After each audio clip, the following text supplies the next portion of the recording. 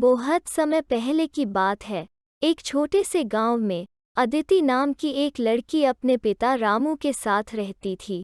रामू एक बड़ी सी कंपनी में नौकरी करता था और खासा अमीर शख्स था। रामू को रोजाना सुबह काम के सिलसिले में गांव से शहर आना पड़ता था।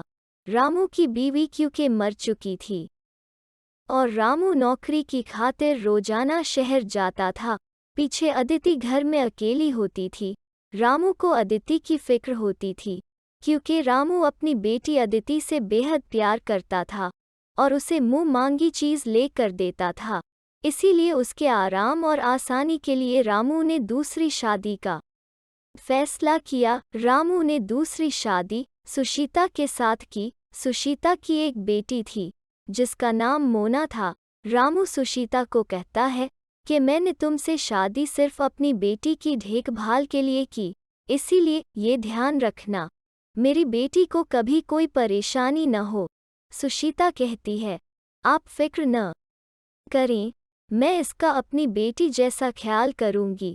सुशीता रामू के सामने तो अदिति का खूब ख्याल करती, मगर जैसे ही रामू काम के लिए घर से जाता सुशीता अपनी असल रंग दिखाती और घर के सारे काम अदिति से कराती और उसी मारती पीटी भी, जबकि खुद मोना और सुशीता सारा दिन आराम करती।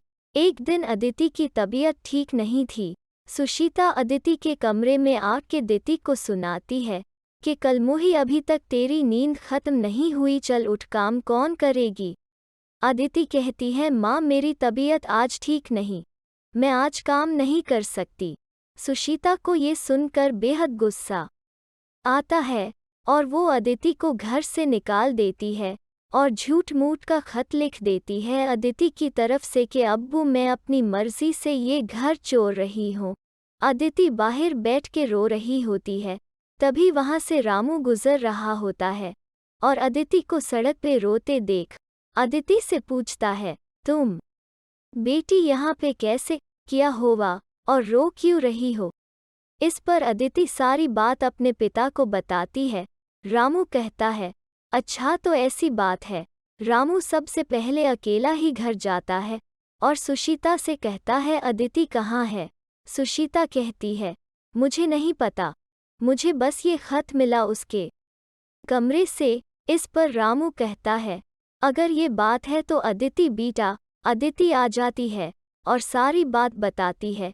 इस पर रामू सुशीता को खूब डांटा है और कहता है अब तुम लोगों के लिए इस घर में कोई जगह नहीं। इस पर अदिति कहती है, अब्बू इन्हें घर से ना निकलें, ये जैसी भी हैं अब मेरी माँ है। रामू कहता है, देखो ये है मेरी बेटी। सुशीता और मोना दोनों शर्मिंदा होकर अदिति से माफ़ी मांगती हैं। रामू अदिति को एक जादुई लहंगा देता है जिसको पहनते ही वो बहुत खूबसूरत राजकुमारी में बदल जाती है। सुशीता अदिति को बेटियों जैसा चाहती है।